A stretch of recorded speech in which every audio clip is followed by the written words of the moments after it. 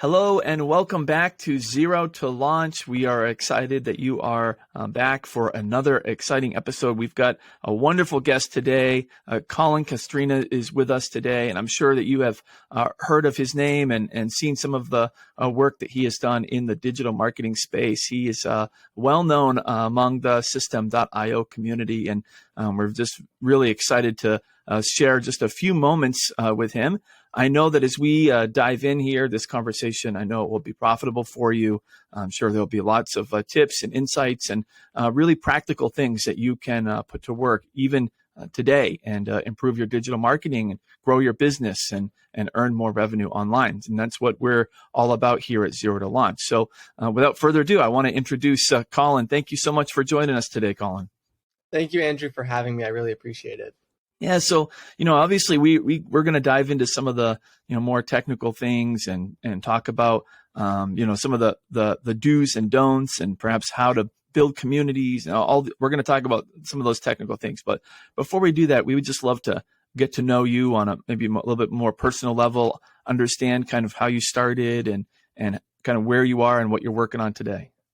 Appreciate that. So I've always wanted to be a quote unquote business owner. It turns out that the correct word is just entrepreneur, the infamous buzzword that we all hear on Instagram, see in everyone's bios, and could fact check and see that a lot of people are truly not entrepreneurs. Yeah. But it's very interesting that my whole life I wasn't really interested in being a professional sports player, but I was always interested in being wealthy and being a business owner.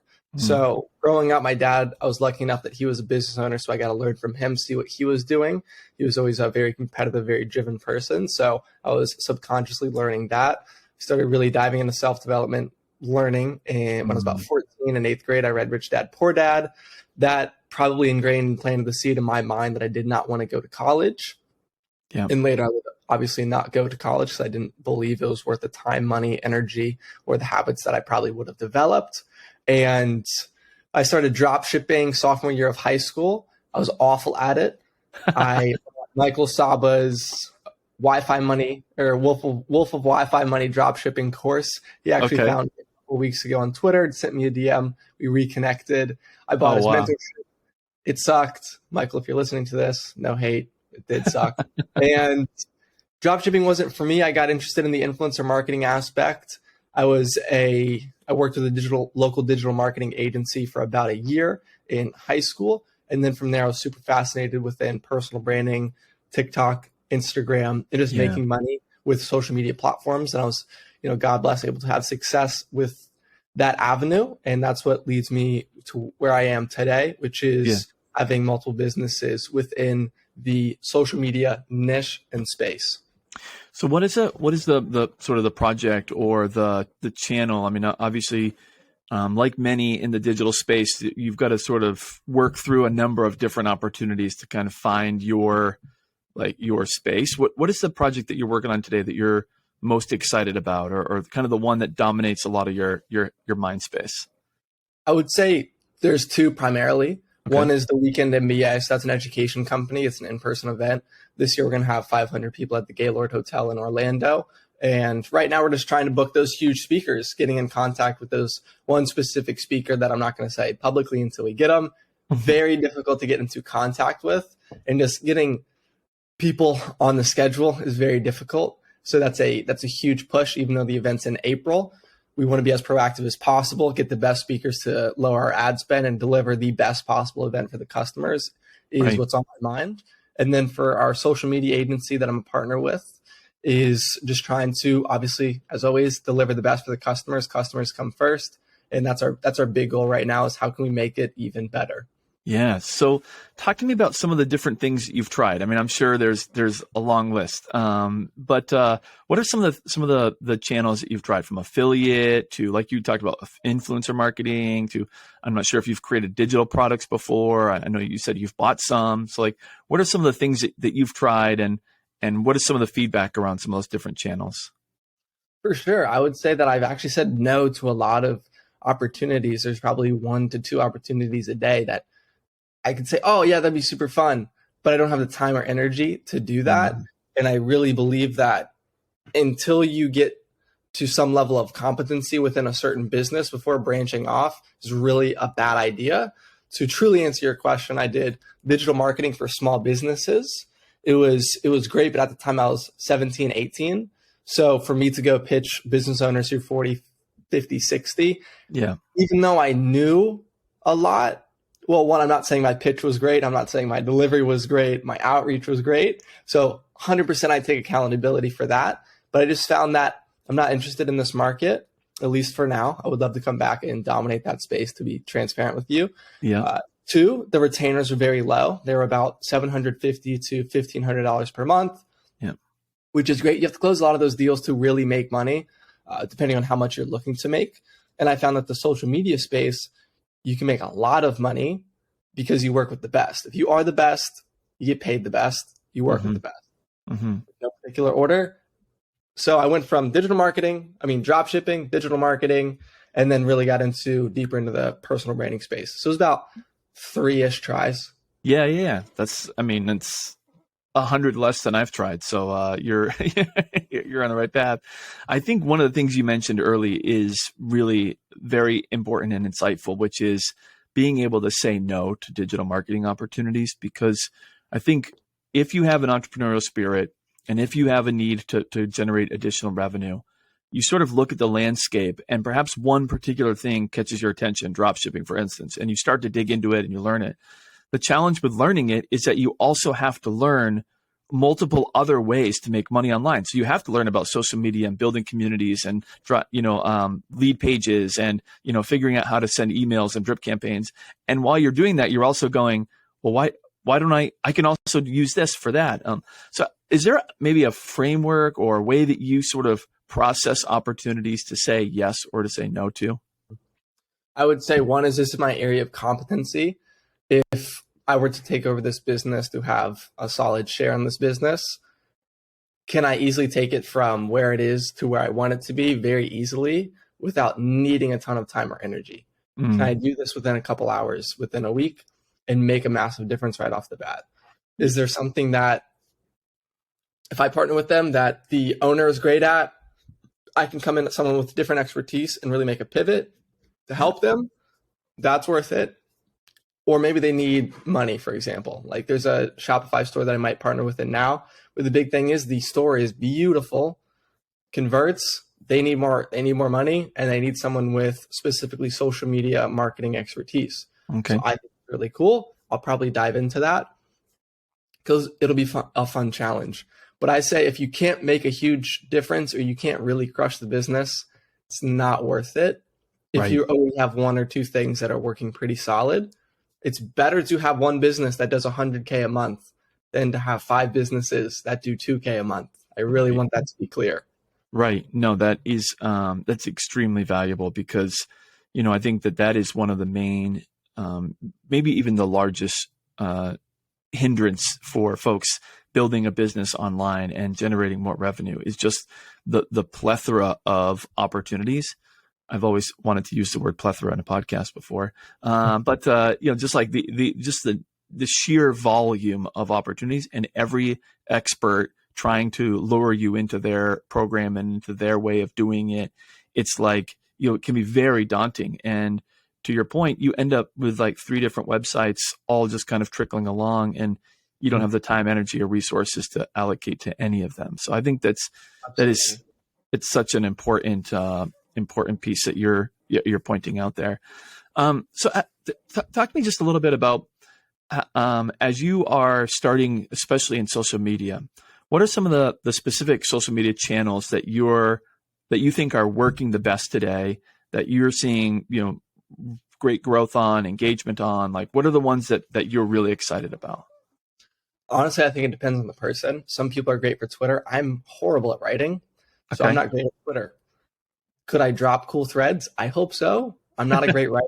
So Twitter, I rather look at it for the memes and watch what other people are doing and get ideas from it, as per me writing tweets. I haven't found it that I'm a great writer, so I don't focus on Twitter, even though there's a lot of money to be made on Twitter. Sure. For me personally, I believe that I'm better on video.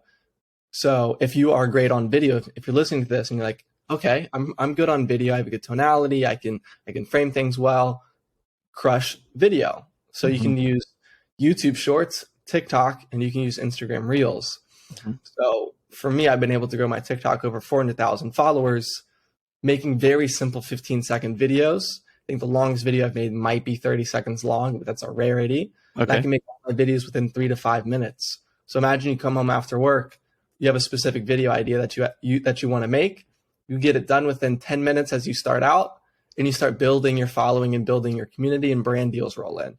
I think TikTok is amazing. It's changed my life for sure. Okay. And people to get into TikTok, it's free. You can shoot it on your iPhone. If you have a video blow up, you can get brand deals the next week. Yeah. So Yeah. So let's talk about some of the functionality around that. When you do a video like that, are you thinking only about one channel, or are you thinking like, and do you record it inside the platform, or are you thinking I'm going to make one video, post it, just take those three places you said into Reels and into Shorts and directly to TikTok? How do you think about that? for me specifically, I just take my phone, I open up TikTok, Okay. I have what I want to say, I bang it out, post it on TikTok, in and out within 3 to 5 minutes. So for me, I just slam TikTok. That's what I prefer. Okay. I use my Instagram for mostly DMs, and I've had it private for the longest time because I have 2 Instagram accounts. So Okay. for me, I use Instagram mostly because I have really strong relationships with the people that I follow and who are following me. And I'll post on stories as well as my feed every now and then because I'm Okay. building a different style of brand. I Gotcha. think there's a misconception on how to build a brand within social media right now, which is post 10 times a day. It's for me, some people might understand this and might really gravitate toward this. I don't want to post every day. That's me personally. I don't want to post every week. I might post once or twice a month at most. And the reason for that is I really want to protect my brand to be a little bit more unreachable. I Okay. don't want you to know everything that's happening in my life. And for TikTok, that's why I post videos that's really not personality based. So it's been on purpose. I posted videos that's allowed me to show I know what goes viral and how to go viral instead of relying on me. So my social media is very tailored to what I want it to be, but it could not be for everyone. Yeah. Do you feel like you've, yes, I think some of the impression that I get, and especially, I would say from perhaps, older generations, they sometimes make the comment like, why would I want everyone to know what I'm eating for dinner every night? And why would I want to post this or post that? And, do you feel like there is perhaps a shifting in the way that social media is being even used or consumed today? In from specifically from like business perspective, kind of away from that stigma that kind of is on it, and to more kind of to what you're saying, like more tailored content, reaching a specific audience. Have you seen that shift? Could you go a little bit further with that? Like, as in people are posting too much or people are posting too little? Yeah, no, like just take TikTok for instance. It's evolved, right? The platform's evolving, the type of content's evolving, and I'm wondering, is it really just like the dance platform that it was and has been, or is there an audience and a desire for content that's evolving there? I guess is what I'm trying to get to. 100%. You could have made money in 2019 posting video content. You can make money in 2020, 2021, 2022. So it really depends on your limiting beliefs. So I really believe that, like, I have limiting beliefs. Everyone has limiting beliefs. It's acknowledging them and it's killing those limiting beliefs as fast as possible. So the longer that someone might believe that TikTok's a dancing platform, the more money people like myself are going to make based off the fact that they're not giving it a try. Mm. So it's either wait until the wagon's already left or hop on the wagon and see what happens. Yeah. With social media, the worst case scenario is you post 30 videos and nothing happens. You can shoot the content for free. You can post for free. Everything is free. It's zero startup costs. You can make UGC videos, so user generated content for brands. You can start that business for free until you file an LLC, et cetera, which is like $100 on LegalZoom. Right. But yeah, you got it. No, I was going to say, no, that's, I think it's like what's really important to understand. I want to go back to what you said about limiting beliefs. I think that is extremely important, especially for entrepreneurs or folks who are saying like, I'm trying to I want to do this, but I'm afraid of these limitations. And I think what you're saying is that many times a lot of those limitations are self-created. Yes, Could you expound on that a little bit? for sure. So let's say, for example, I'm like, oh, I could never make 10 grand in a month. Okay, you're never going to make 10 grand a month. I promise you that. You just told yourself you will never do it. You're not going to do it. I believe like Henry Ford said it. It's like, whether you believe you can or you can't, you're right. And it's Alex Ramosi even said it like yesterday or very recently, is I didn't lose until I die or I quit. And I believe that too. It really depends on how kind of your ambition level, your level of competitiveness, and how truly bad you want it. Like for me, I have a net worth goal that I really want to hit. Because we're on more of a business podcast, it's more a financial goal, excluding health, wellness goals, etc. Right. If you really want to be successful, I'm not saying I'm there yet at all, but if you really have to dive in and acknowledge what's holding me back. Okay, I think I need a website. Do I actually need a website? Question those little thoughts. Why can't, I can't contact this person. Why not? Have you gone to their contact form? No. Okay, you haven't even made the effort. Have you sent them an Instagram DM? No, you haven't made the effort. Have you followed them on Twitter, commented on 15 of their posts? No, you haven't made the effort. So you can't tell me that you can't contact them. Yeah. I've been lucky enough, really because of the hard work, to work with Ed Milet, to be flown to Miami, Florida, and stay in amazing hotels to work with him. And it's been an amazing experience. If I never contacted him, that never would have happened. Right. You do not put the work in, your limiting beliefs will always hold you back. So when you have a limiting belief come into your mind of, I cannot make 10 grand a month, question yourself, why can I not make 10 grand a month? Okay, let's break it down. I sleep in till 1 p.m. I eat like crap. I only actually work 1 hour a day, even though I'm on my laptop, quote unquote, working for 6 hours a day. What is your actual output? There's a lot of, when you get started in entrepreneurship, and I had this mistake too, is I will sit, I worked 10 hours a day. No, I did not. I worked probably 30 minutes. Let's be real. So how can you structure your work so you get the maximum amount of output so you don't have to put in that 12-hour day? You can put in a dangerous 4 hours versus someone's Starbucks coffee doing nothing. 15 different tabs open on quote unquote working. Like download apps that track your productivity. Align yourself with someone who can make $10,000 in a month. Follow those habits and it will come.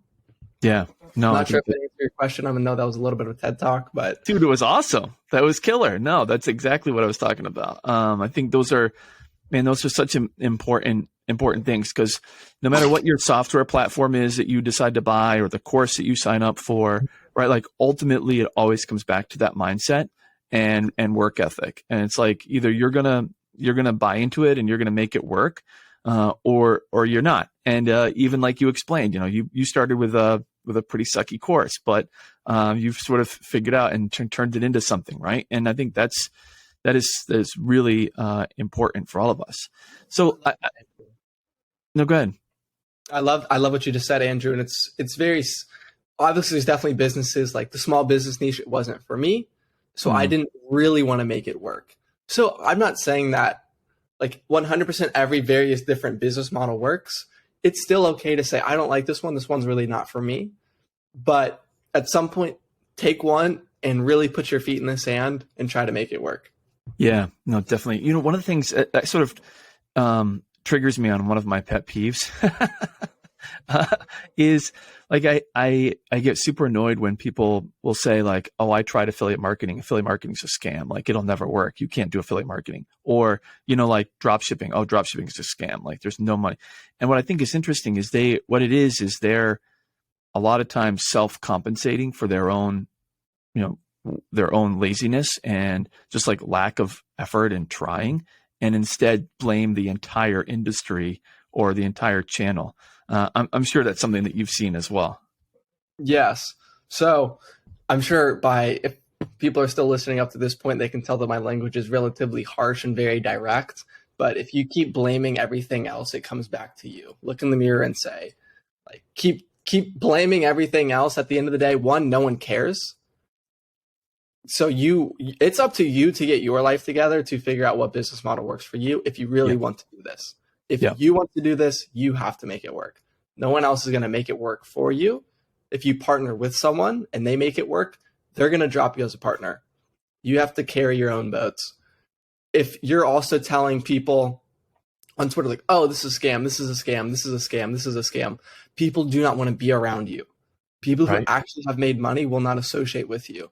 If you notice who your business circle is after you say everything is a scam, I guarantee you they don't have money. They have not made money because they're in a victim mentality. They have limiting beliefs on every single style of business. Right. Drop shipping was great. The course was sucky. But if I really learned the course and I really put way more time and energy into it, I'm sure it could have been successful. Drop shipping was amazing at that time. You can still make a ton of drop shipping. Right. At the end of the day, it came back to me. I didn't make it work. Yeah. No, that's awesome. Okay, we got to move on from so much philosophy here, even though, man, that's the stuff that like gets me fired up. So it's great. I think it's so important at a foundational level, though, to what we're doing. I want to revisit one more thing.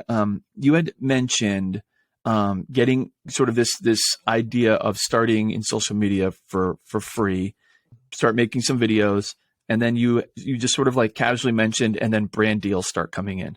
Could you explain what that is, and perhaps there's someone listening who's like, I don't understand how that could happen. Would you help me kind of walk through that process? Of course. So let's say right now your limiting belief for starting a business is I don't have the money, I don't have the time, and for social media specifically, I don't have a following. So here's how we can break down the time. So if your limiting belief is time, you can make a TikTok within 10 minutes. I'm sure you have 10 minutes. If you made 3 videos and skipped 1 Netflix episode, you just spent those 30 minutes very well. Number 2, you don't have time, energy, money. Let's say the money, for example, to start a business. Social media is free. The next, you don't have a following. So you can make user-generated content. How would I go about doing this? What's the tangible steps, Colin? Yeah. Start a Twitter account. I would name it the handle, just my name. And within the Twitter name, I would say Colin Castrina /UGC creator.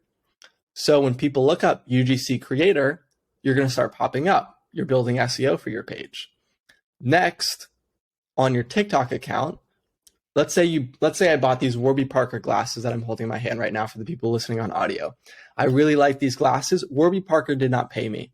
What I could do is still create an ad, still create a really cool piece of content for Warby Parker, and I can send it to them. I could post it on Twitter, post it on Instagram, post it on YouTube, post it on Pinterest, post it everywhere. Help them for free. It's okay to do things for free as you get started. Mm-hmm. When a younger brand is going to look at this, or a brand that's not as big, they might say, wow, I really like how they did that with Warby Parker. I wonder if they're interested in working with us. Now you're going to get contacted. Or if you're not getting contacted, you can do outreach. You can DM people on Twitter. Twitter's a great place for UGC, as well as Instagram. DM those smaller brands with about 10 to 50,000 followers.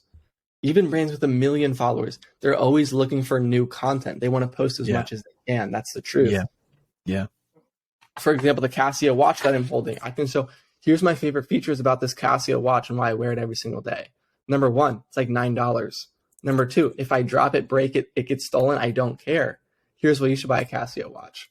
Yeah. You can make very simple content with your iPhone. Just have good lighting and good audio.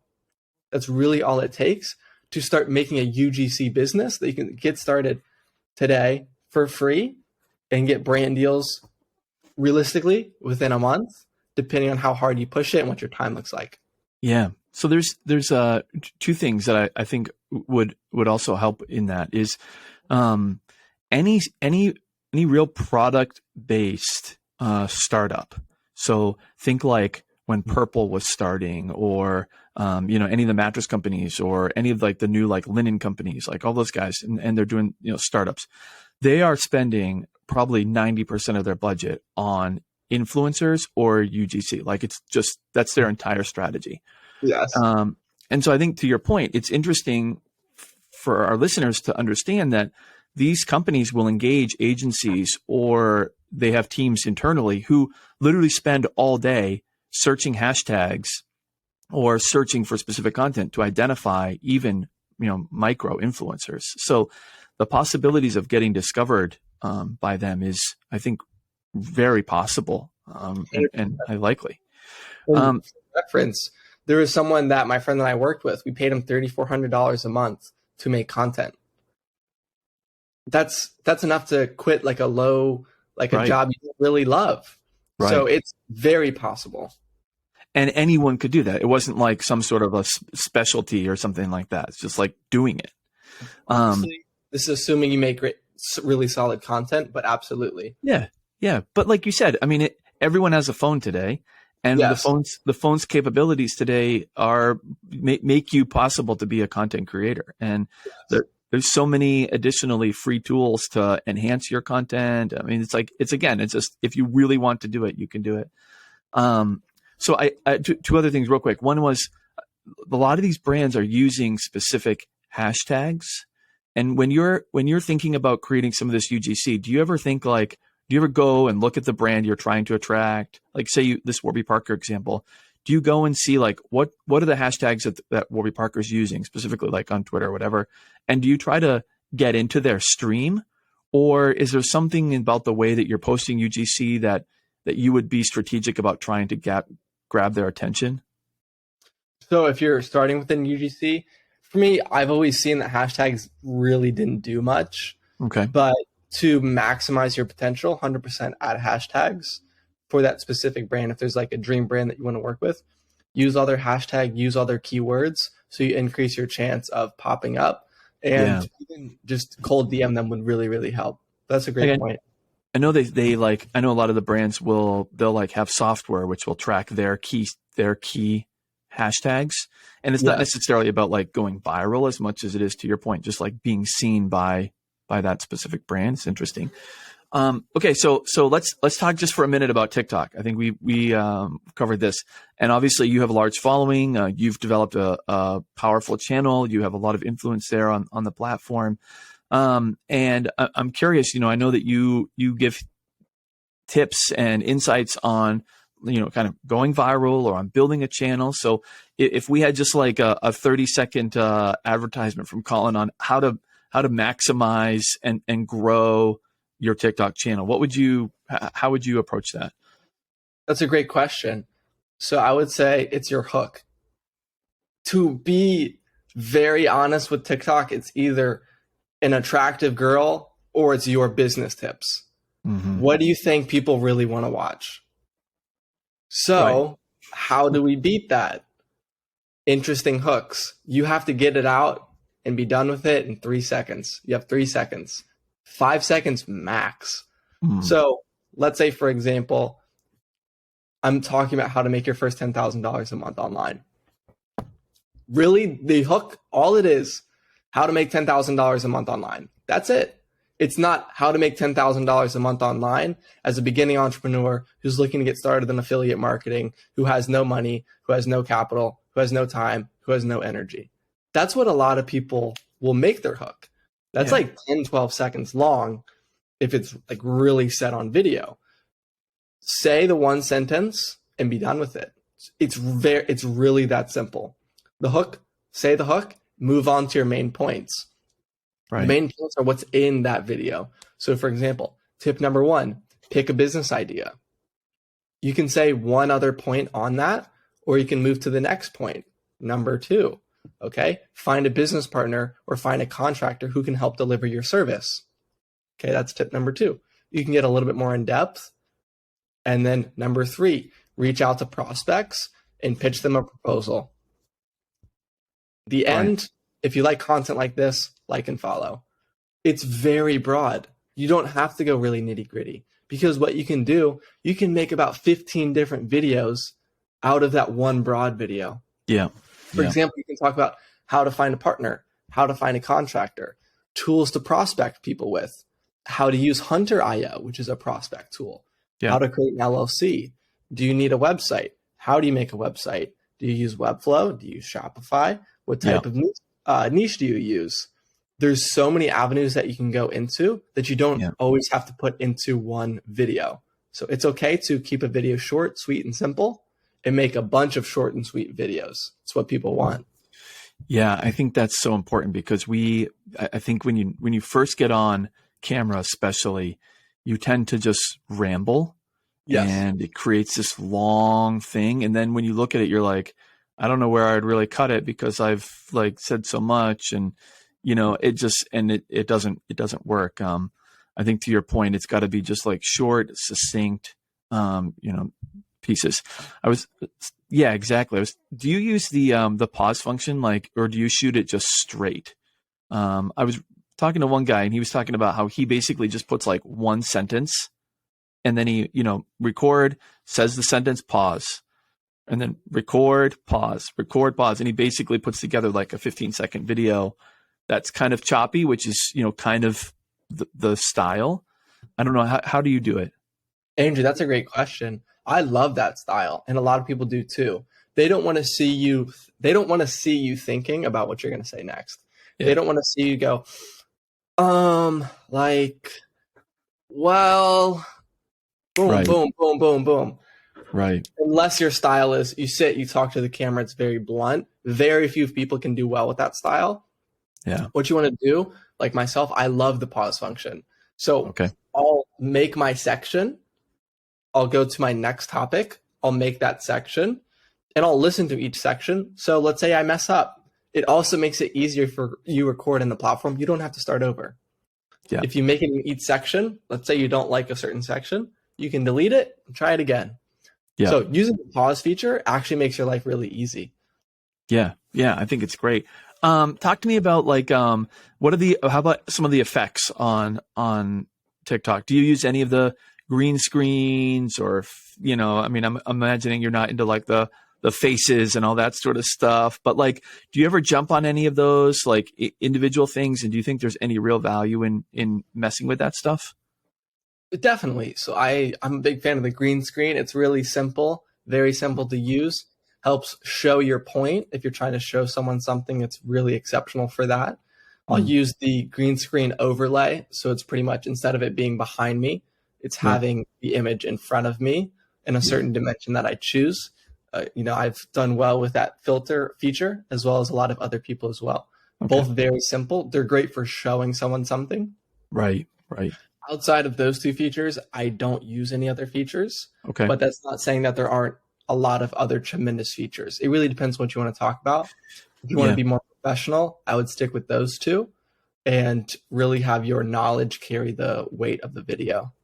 Yeah, no, I think that's super important. So when you're thinking of a concept, are you just sort of are you using that frame of mind where throughout the day you're just sort of like thinking about things, you're doing your work, and something kind of like sparks in your mind, like, oh yeah, that's a good idea, that's a good concept, and then you can kind of riff off of that, or do you really like map it out? Do you like write down your 3 or 4 segments, and like do you really think about it concretely, or is it more just kind of, yeah, I know about this? So hopefully this really helps your audience, but mine's very impromptu.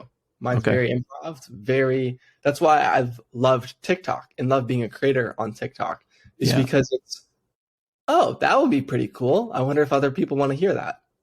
I'll make the video pretty quick and then it's done. So for me, I'll get a cool idea. And the more you create content, if you're in a flow of creating content, the more ideas you have.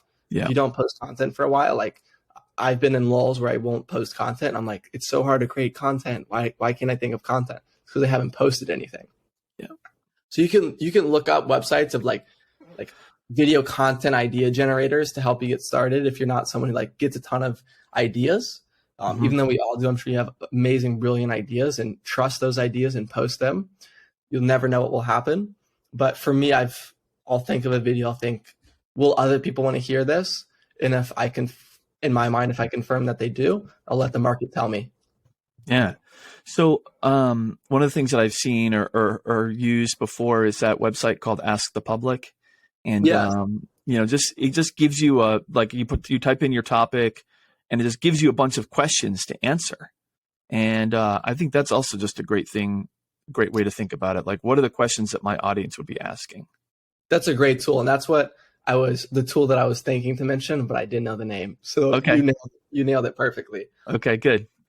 Okay, so how do we then convert our audience into customers? What sort of the steps and best practices there to get them maybe into the link in bio? Like how do we avoid being spammy and really actually develop those relationships with our customers?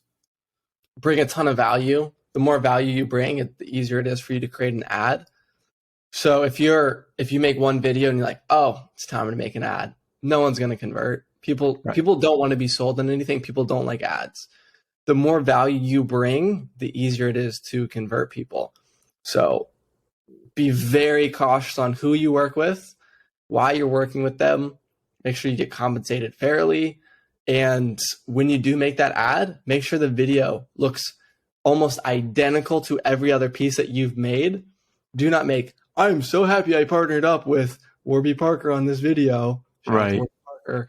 But you don't want to make something that feels so ad-like. For example, let's say your average views is 10,000 views and you make an ad. It's such an intense ad and you get 100 views. That would not be fun. To make your ads perform well, even better than your normal videos, make it mimic your other videos, the same style, tonality, everything. You just happen to slide in the call to action. If you're interested, click the link in my bio. Right. Have you seen, have you done opportunity or taken opportunities like that? Have you worked with brands specifically around those types of projects? And is it a fairly good process working with a brand like that? Or is it sometimes, difficult? What's some of your feedback on that? For me, I like to work with digital products. Okay. Because they're very simple for me to make. I don't have to wait for a package to come in. I don't have to show anything off. Yeah. I can just talk about a tool and it's just easier for me. Yeah. So for me, I personally choose digital products. That does not mean to say that physical products don't do exceptionally well. If you work with Casper pillows and you make lifestyle content, that's a great brand deal for you. If I posted that video, maybe 500 people like, bro, what are you doing? Why are you doing this? Right. Just because you can get a nice check does not mean you should work with the brand. You should be serving your audience just like a chef. You want to make something that they're going to enjoy and want to eat more of. Gotcha. Oh, I'm not totally sure if that directly answered your question. Yeah. Yeah, no, it's super helpful. I think, just thinking about that. When you work with a brand, do you have to have like a media kit and do you have to have, kind of stuff buttoned up, or is it really just about, kind of starting that dialogue even through DM and them thinking about using some of your content? At the end of the day, it comes down to performance. Just like with nearly everything within business, it's about what are your results? What are your numbers? Can you perform? If I pay you this, can you perform? If they look at your page and your views are not where they need to be, or your average is very, very low, or you haven't posted in a while, it's going to be harder for you to get a brand deal. They want someone who's hot right now, someone who's on the increase. They're growing their following. They can look you up on Social Blade, see your account is like, okay, it's pretty stalled out, and they're not going to reach out to you. Because what people have will go on softwares, if they're not doing it manually, they'll look up who's posted within the last 7 days, who's posted in the last 30 days. The more active you are, the more you're growing, you're going to pop up. So the more active you are, the more views you're getting, the more you grow, you're going to get larger brand deals and more opportunities. Right. So that sounds very like, oh, it's so competitive, but it's a competitive space if you want to get a lot of money to create content for brands. Right. No, it's great. Colin, this has been super helpful, and really appreciate the insights and the time that you've spent with us. If our audience wanted to get in touch with you or follow you, what's the best way for them to do that? So first of all, I just really appreciate the opportunity. This was a great conversation. I hope the audience gained as much as they could. Try to bring my best, so I really appreciate this. So you can reach out to me on Instagram at Colin Castrina, just my first and last name. And that's the best way to contact me. Awesome. Appreciate it. What's your TikTok channel? Everything is my first and last name, Colin Castrina. Okay. Awesome. Keeps it simple. So awesome. Thank you. yeah, very good. Thank you, Colin.